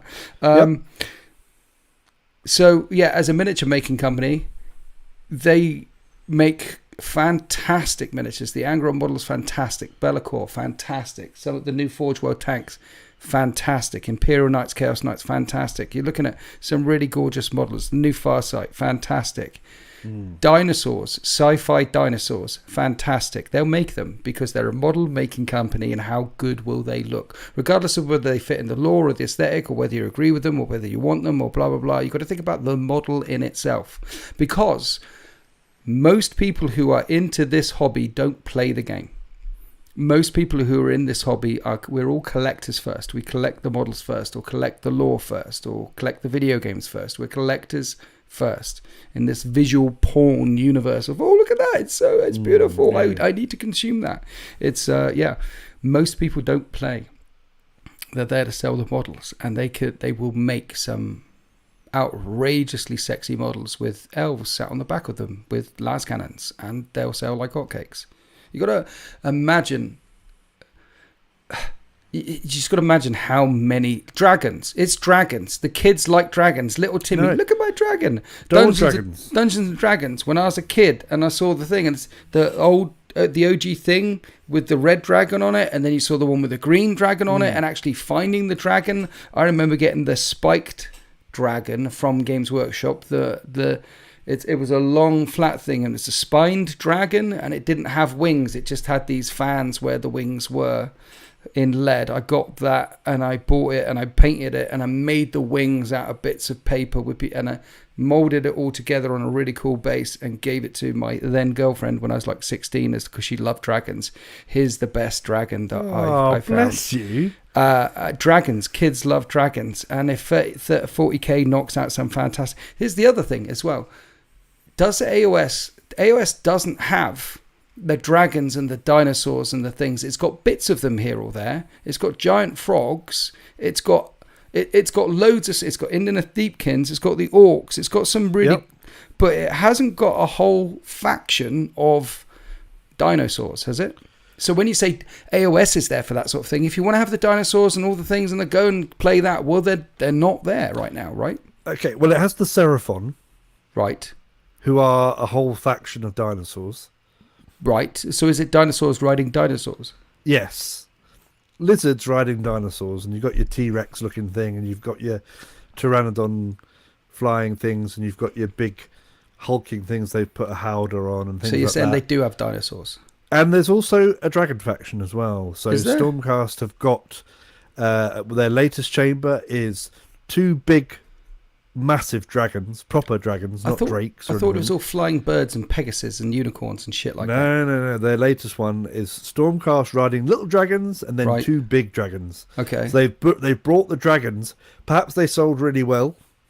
And now Exodite's like, well, we've got to do this for 40k. Yeah. But there are indeed dinosaurs and dragons. And I tell you what, everyone who's seen the new lizard men that they've been leaking has gone, ooh, that might be the thing that gets me into Age of Sigmar, because they are looking real tasty. We went up last year, me and the 3 of the SEO, so 4 of us went up to Games Workshop for a day with money in our pocket to the hall to walk around the miniatures hall, which you must do, guys, if you ever go to Warhammer World. And we were in it for hours with the sole intention of walking away with 4 AOS armies. I was going up there to get AOS. Winter's SEO, AOS, coming to the channel real soon. And I didn't buy anything. None of us bought anything. It didn't grab us. The models and the minis were absolutely fantastic, obviously. But where's the guns? Where's the explosions? Where's the exterminators? What's the lore? I know what you mean. I think it's a case of that you need to embrace both. There's turtles. There's no lore to it. There's turtles all the way down. There's not one place which is set. Anyway, go on, go. Hit me. Well, I was going to say that I spent the weekend with sharing accommodation with Sultan, with Samuel. Yes. And we worked out an AOS army list for him, which he's going to go away and get. And I have got my AOS army, which is Beastmen that I'm going to build. And I'm going to go round. We discussed it. He's setting up his new hobby room, and I'm going to go around and we're going to learn to play Age of Sigmar properly. And then I will have a better understanding of how it plays in this 3rd edition that it's currently in. Right. And maybe I'll be able to help you draw parallels between things that a faction you might enjoy. There is guns in, there are ways to play, to have your lore fix, but it's a fantasy lore. There is some good lore hidden under the surface in.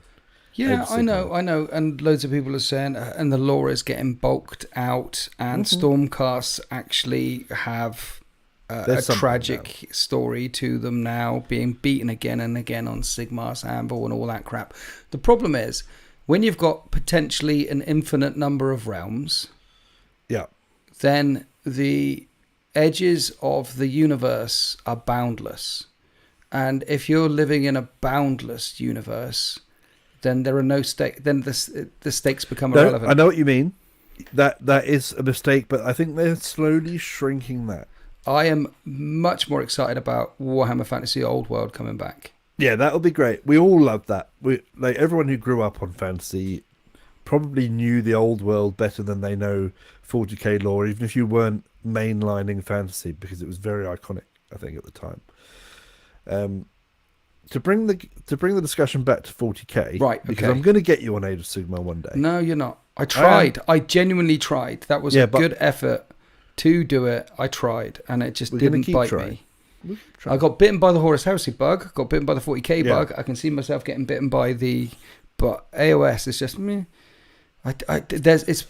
if it was, like I say, Warhammer Fantasy Old World, and it was these people and they're living in this area and they're getting attacked by that, and you get some traders going off in. So I was like, I can get behind that. But if I can afford Warhammer Fantasy, I will be there on the front lines. I'll be there. We'll see how it goes. Let's focus. That like lots of people have said stuff. Let's spend the next X amount of minutes just catching up with these. Yeah, I was ignoring them because we were having a great discussion there for a while. We were. That was. Yeah, we went deep. I'm sorry I didn't see your Black Templars, mate. Send me a few pictures. Yeah, it just didn't occur to me at the. So for those not, we were away at Weekend at Bernie's 3 or 4 at Bristol Independent Gaming in the UK. If you are in the southwest of England and you're looking for somewhere to go and play, they've got 40 tables there. Jim runs the place. He's absolutely lovely. The thing about these independent stores and local games stores all over the place is you hear if someone's an arsehole, or if the place is completely whack, or if there's some bad crumbs under the table, over the years it eventually makes its way out and you hear about it. But I can say, hand on heart, that I haven't heard a bad thing ever said about Bristol Independent Gaming. As far as I'm concerned, every experience that I've had, and every experience my friends have had, and every experience I know of people have had going there to the store, playing the games, doing the things, and talking to Jim. He's a hobbyist who managed to turn his hobby into a career. So go there, show him some support. Bristol Independent Gaming, South Bristol, UK. Lovely. They do a good burger as well. We were there. He does a lovely burger. And we were there. If you're asking one question about 40k Sigmar, anything, then make sure you got a warm cup of tea, because he is a hobbyist too, and he will talk. So it's lovely. So that's where we were. That's where we were. Yeah. And Winters didn't take the time to come. But to be honest, I didn't go and look at your table either. So I brought the End of All Things. I think you might have seen them before. I have, yes. Yeah. We fought side by side. Side by side. Okay, this is what I was going back to these lovely people in the chat. Hi, chat. I think Killtoy 3000 has been under a rock somewhere. Killtoy says, do you feel that a loyalist Primarch is overdue for 40k? No. Gilliman's been rocking it for a long time by himself now. Also, do you think they might try and bring back Sanguinius? I want to quickly interject with Sanguinius. Yeah.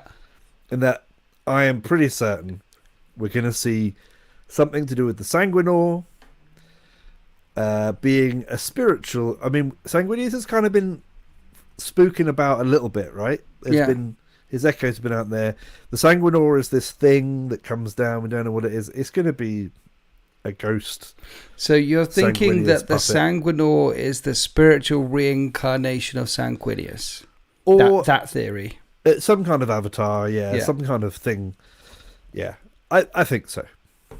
In 3 months' time, the Lion will be back, and they're mentioning again in Arcs of Omen. I've got the other one over there.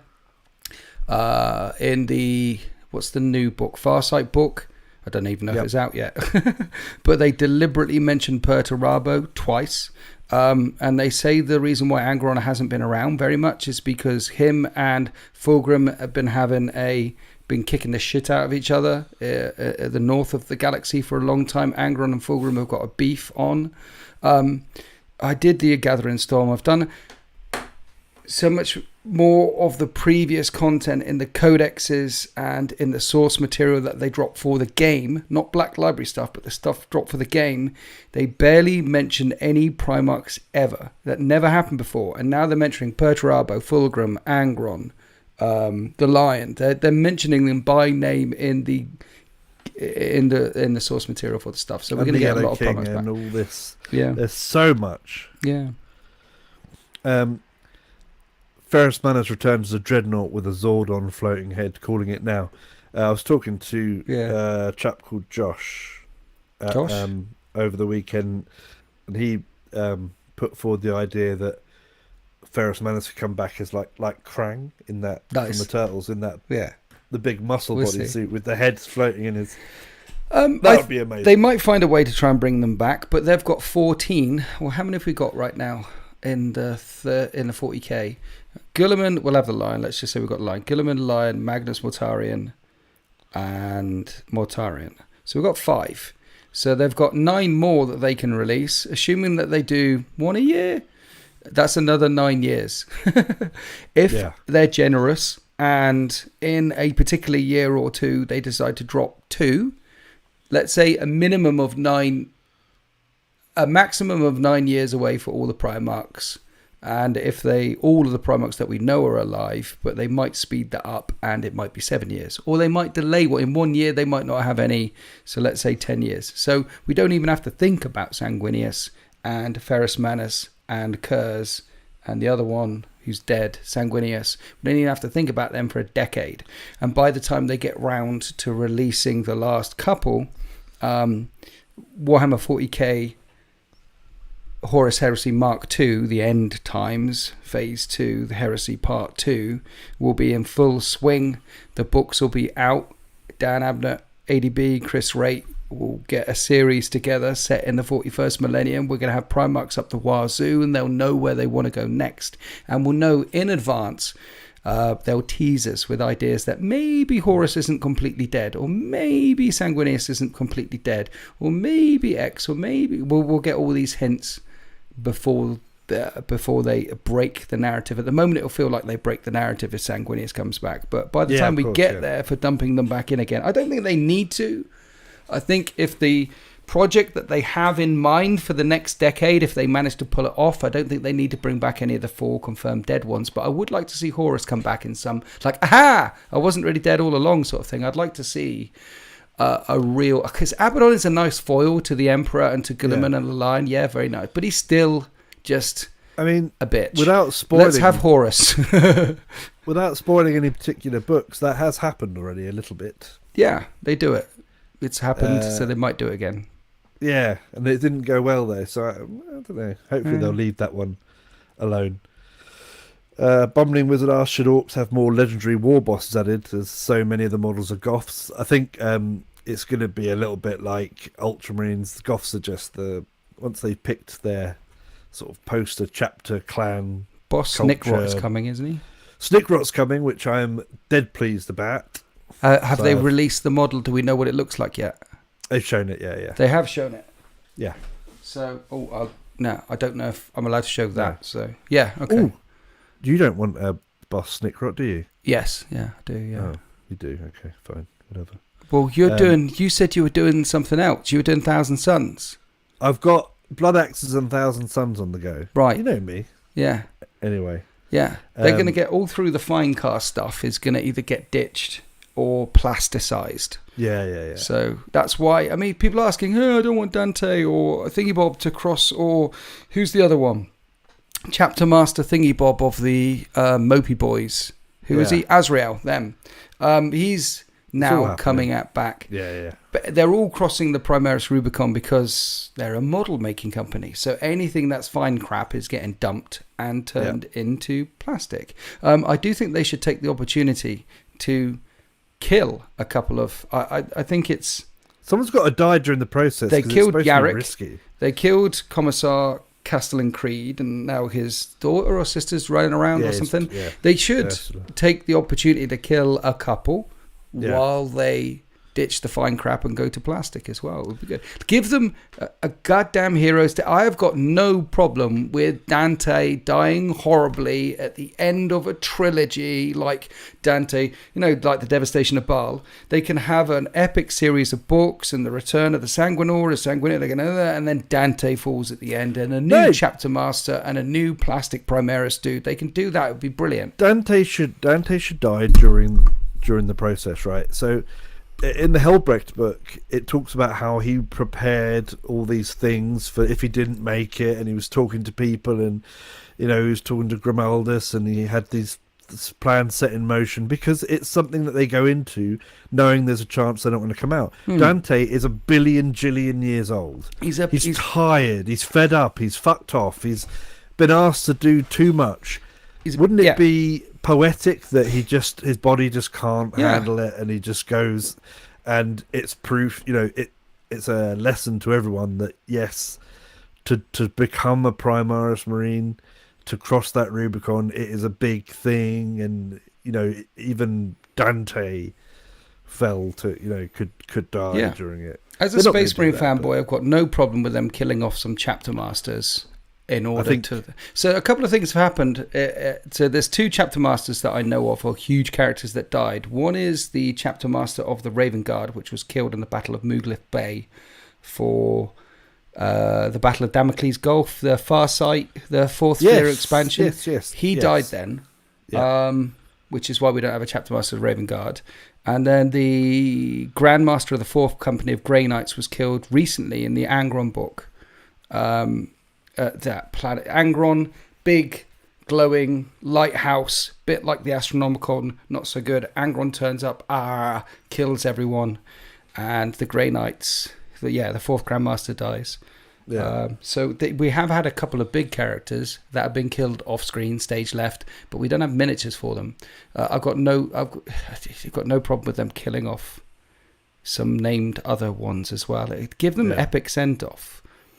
Dante 1000% is not going to get that. He's going to be back because Blood Angels fans will throw up all over themselves. No, I see. Because why? If you're, I'm a proper I'm a proper Space Marine fanboy, and if they give Dante a heroic send off at the same time developing the potential chapter masters who could replace him, and then this person steps forward and he's the new chapter master, it could be excellent.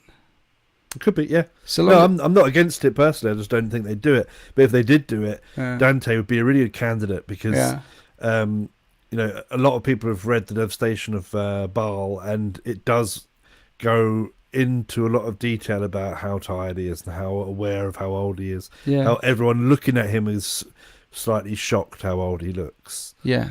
I think it would almost be like a kind that character could have a merciful send-off, so he doesn't have to live this endless war. He's done his time. He's served the Imperium. Let the man rest. See, that's where Chaos gets in, because he genuinely thinks that on underneath the surface, that's a weakness. Chaos can get in. Yeah. Here's what they do: is they chaosify Dante, and the whole of the Blood Angels fall to chaos. And Angron and the World Eaters start worshipping Khorne, and we end up having one of the loyalist chapters turn completely to chaos. And it's not the Flesh Tearers that do it; it's the Blood Angels. How ironic would that be? I think we're going to need something that cataclysmic to really stamp a mark in the next chapter of whatever happens. We're going to need something real, unexpected. A loyalist Primarch comes back and is not the same. It's come in. The Lion is not the same. Something else comes back that's not the same. A major chapter. I mean, they're totally cool with like destroying Xenos chapters. Yeah, the equivalent. Yeah, Biltan got smashed up. Yeah, but got sundered. Not that dead. But yeah, that's the thing. But they're all right with making large law implications for these lesser collected things. Someone's got to go. Well, they broke Cadia. Cadia broke before the Guard did. They did something big there. Yes, but Cadians are totally fine. And they've ripped the galaxy in half. They ripped the galaxy in half, but that's pretty Cadians big. They carry on producing Cadians. It's made Cadians stronger. The Cadians as an army are a thing, right? They're a template now across the whole galaxy. Yeah, so it made it. People with Cadian armies didn't turn around to them and say, "Your army is now something different." Well, also the Cadia is a planet, and then there's a whole system, the Cadian sector. So there are more Cadians outside of Cadia. But I mean, it's something big. They ripped the galaxy in half. They brought Guilliman back. They broke a planet. They did some stuff, and we're going to see some more stuff and things. We're going to see penguins riding dinosaurs with chainswords. It's going to be beautiful. Right, we skipped a lot of you. Hang on, here we go. I don't know. No, we're not too bad. I thought I was really far behind. We're not. Why do we even do this with the people? Because me and you just end up talking anyway. Yeah, but people. we've been inspired by the things that people have said. Have we? Like Krug66 says, "Evening all, late to the stream." That's inspiring, isn't it? Inspirational. Yeah, inspirational. Yeah. I think Christopher Rice says, "I hope Corsaro Khan gets a new bike soon. His legs must be tired from all the walking he's done since crossing the Rubicon." I agree. Here's the Poor thing. lad. What I think they should do is, you know these? Yeah. I think they should release these for 40k, but for White Scars only. Yeah. For White Scars think only. so too. Make White Scars born in the saddle. Man. Imagine if you're a White Scars player or a Space Marine player and you're like, oh, those look really cool, but I can't play them in 40k, but you can if you play White Scars. And then suddenly White Scars, they're the only legion, the only chapter that maintained and kept the old speeders from back in the day and and stick Corazzo Khan on a jet bike and boom.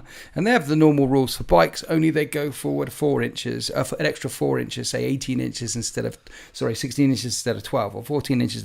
Give them all the rules, all the things, but fly and they go faster and print, make money. You know, the sprues exist already. These exist. Just whack them in a different box. Yes, please. Paint them up white. Paint them up white and make a lot of money. And maybe do it for the Raven Guard as well. Maybe allow some chapters, the really ones that are known for flying around on bikes, to have them in 40k. There's no game breaking, no narrative reason why there can't be some jet bike screaming around all over the place. And Corazzo Khan definitely needs a jet bike, not a normal bike. Yeah, you like Sultan's jet bike. Yeah. His White Scars chapters, guys, they're all on jet bikes. Yeah. Sasha V reminded us that they killed the chapter master of the Nova Marines in the Dark Imperium series. I think it wasn't Typhus that killed him or something. It was something like that. Don't know. But as an Ultramarine player, I'm ready for Marnius to die. Yeah, me too. He's been kicking around way too long, Marnius Calgar. And he's a bit huffy as well, isn't he? With all the changes that have happened, because I think he was getting really excited to be like a big man on Ultramar, and then unless I was reading too far into it because of my forced disdain for Ultramarines, but I remember him being, was he reprimanded by Gilliman, or he was told to pipe down a little bit? You see a bit of so they use Calgar during the Dark Imperium books a little bit to see through the eyes of the Ultramarines. I mean, who better to see through the Ultramarines' eyes, what they're thinking, what they might be doing, than Calgar himself? Yeah, of course. It's a very interesting twist because in the Uriel Ventress series from Graham McNeil, he never shows you through the eyes of Calgar, even though he's in the scenes every now and then. It's a dangerous thing to do. So they use Calgar as the protagonist to propel the story forward from an Ultramarines point of view. And so obviously the Ultramarines point of view is a bit, well, what's this all about then? They're loyal as anything, but they obviously have some doubts. Everyone has some doubts. Everyone has some questions. And so from that series of thoughts, and people have taken it to mean that Calgar's a bit huffy, but he's not. He's all right. Everything's fine. What Gulliman did was because Calgar wasn't in charge of the whole 500 worlds. He was the chapter master of Ultramar, right? Yeah. And then across the 500 worlds, you had the Nova Marines in their little bit, and you had the other ones over here. There's like dozens and dozens and dozens, maybe hundreds of chapters all across the 500 worlds. And what Gulliman does is he resets the 500 worlds. He says, this is how I set out my kingdom, empire, whatever the fuck, and this is how it's going to be. And he gives all of the north and he divides it into 4 parts and gives north and south or east and west to all 4 parts to different chapter masters, and 2 of them are Primaris and 2 of them are non-Primaris, and then there's Calgar sitting there, well, what about me, and you get to see it from his POV. And again, that's been leaked and onto the internet, and people are like, look, Calgar, but he's not, because then Gulliman turns around to say, and you're going to be chapter master only of Ultramar. You're going to look after the crown. You're going to look after the heart. And you're going to be the deciding factor if there's any disagreement around the council of, this is how it was. He had his 5 tetrarchs for the 500 worlds back then, the north, south, east, west, and and then the overall tetrarch who had the final say across anything that affects the whole of the 500 worlds, boom, is Calgar. So he recognizes that, and Calgar's like, oh, thanks, Daddy, thanks, Papa Smurf, I love you, and Guilliman's like, I know. And no, and Calgar's like, no, but I really love you. And then Guilliman's like, yeah, but I know because I'm smart, see. I'm like Einstein. I wrote this book once. It's called The Art of War. It's great. Have you read it? And Calgar's, yeah, I can recite it back to you if you want. And they have a great time and they hug and everything's okay. So that's what happens with the Calgar story. He's fine. Everything's fine. And he's the first one to cross the Rubicon. And little chaos demons didn't turn up during his transition and still allowed. See, this is the thing about Azrael's transition to the Primaris. He died. All of them have died. Which is why I think there's a what's the Ynnari? There's something to do with the Slanesh and Ynnari behind all of this. Guilliman's resurrection she was involved in all that stuff as well. So Calgar died, Dante died. When Azrael died, twice. The second time it was the Watchers in the Dark that pulled them back. You'd think they'd have exterminated them and then immediately exterminated Azrael's body. So I think it's a cool thing. The writers are like, oh look, we'll have the Wookiees, not the Wookiees, the Sand people. Jawas. We'll have the Jawas come in and rescue the dude. How cool is that? Dark Angels fans will love that. But what should have happened was wherever this was happening should have been obliterated by nuclear fusion straight away. Look, Xenos dead. Yes, Xenos. But anyway, that's a whole other rant. Let's not get into that. Yeah. Because there are some bits in the Omen series, the Dark Omens, what are they called? Arcs of Omens. There's some bits in there that are good and some bits in there that are terrible. It's Games Workshop writing the lore again. Yeah. They either write really, when it's not the Black Library writers, they either write really good lore that we all get behind or really bad lore. You can see the bits and the ideas that the seasoned pros are putting in there, and you can see the bits and the ideas when it's Sandra who's on work experience. Yeah. Or what if we put this idea in there as well? Or little Timmy, and he's 16 and his other job is a McDonald's at the weekends because Games Workshop pay fuck all money. And he gets a little side box to put I read on Wikipedia on Lawmaster such and such that this happened and this happened and this happened. Therefore, there's going to be the Watchers in there and they're going to get him. And that's going to be... It's like, no! Don't stick them in... Anyway, here we are. I can rant over. You say something intelligent to the people because I'm... Chris, help me. I'm drowning. Throw me a drowning here, yeah. I think we're coming near to the end of it now. Anyway, okay, because, good. I've got to do that work stuff and stuff in the morning, boring stuff. But I've got one last question for you to see us out. Thanks for tuning in, everyone. By the way. Oh yeah, thanks. And thanks chatting with us. Yeah. I think we've had a good old chat. We might have ignored you for a lot of it, but we don't mean to. It's just we get excited about conversations about lore, and that's what everyone's here for. Hopefully, we're all here in spirit. Yeah. So when are you going to become a Black Library writer? Are you going to write anything? You're going to try and write something? Can you imagine if can you imagine? Let's just say that any content creator writes a Black Library novel, right? Yeah. And Games Workshop don't even show the faces of the content creators now. Yes. And people like Darren Latham who work for them or other people who now work for them have to shut down all their social medias apart from Instagram. They're not allowed YouTube. They're not allowed this. They're not allowed that. So... Pseudonym. Use a pseudonym. So working for or doing anything for Black Library or Games Workshop in an official capacity is death to any of the other sides of the creative process. No, I get it. They're not a sharing, caring company like that. But then I wonder if there are any companies like that. Hey, you can write for this big company and do all your things. Oh, by the way, you can still have that other channel over there where you shit on them when they make horrible mistakes. Yeah, that's true. Yeah, they probably... Here's Dan Abnett Dan Abnett, and he's written this book, and I'm not comparing myself to Dan Abnett, but imagine if Dan Abnett had a YouTube channel, and the end of the death comes, and the end of the death comes out, but a week after the end of the death comes out, it's Dan Abnett on things saying they fucked this shit up. Arcs of Omen is too complicated and blah blah blah, and what the fuck are the Watchers in the Dark doing there? And I'm not playing competitive 40k anymore. Let's just go back to open play. It is not a future which is, it's not a future. It can't happen. Even with a pseudonym, it can't happen. But I'd love it to. It would be great. And I do have an idea for a Black Library book, and it'll have Sol Garrow and the 13th in it. But they can't. They won't. They shan't. It is never going to happen. When are we going to get some new story time lore then? Because I, like many people in here, I'm a big fan of the story times that are written for the 13th. I did that long video, didn't I? I tagged them all together. Yeah. Yeah. When's the next one? I have no idea.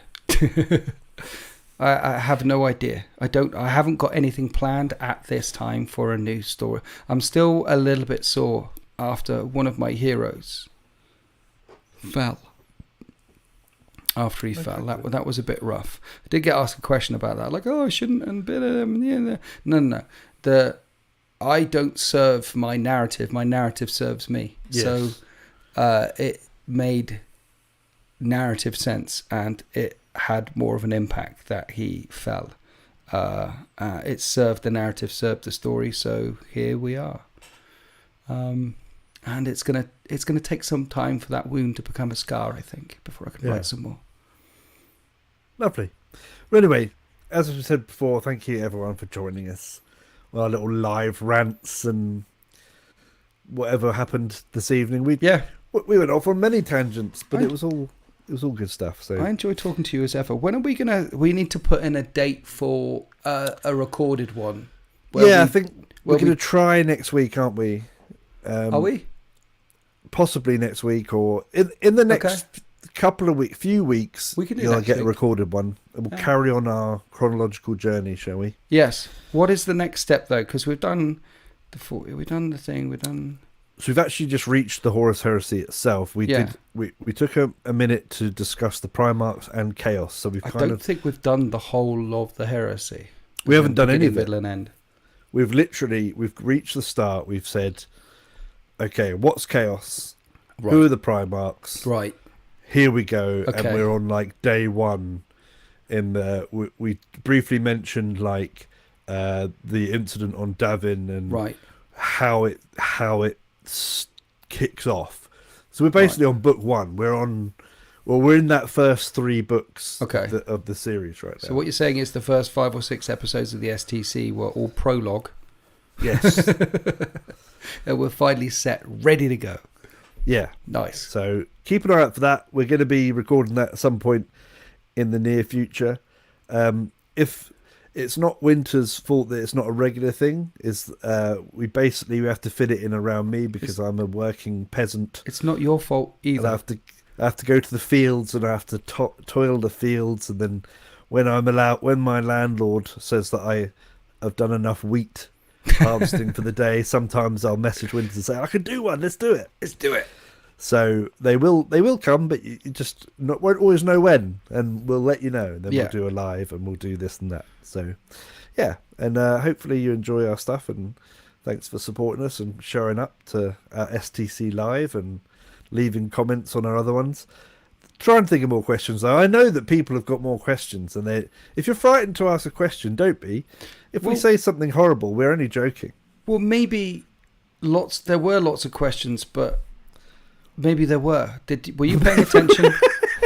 I did. I read nearly everything. A few things we kind of missed the moment. Do you know what I mean? It had been like they were responding to something that we'd said 25 minutes ago. But apart from that, we're all good. So cheers for tuning in, guys, and we'll see you next time. Love you, bye. Very nice. Happy wargaming. Say happy wargaming. Happy wargaming. Oh, look, our hands are coming out in the middle. That's weird.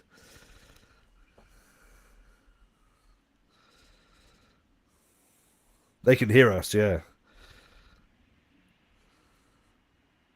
You know what I mean? Bye, everyone. Yeah, bye. Yeah. So Bye, everyone. We can see you saying bye and cheers. You're going to have to end it for real. End it, yeah. He's lost his mouth, guys.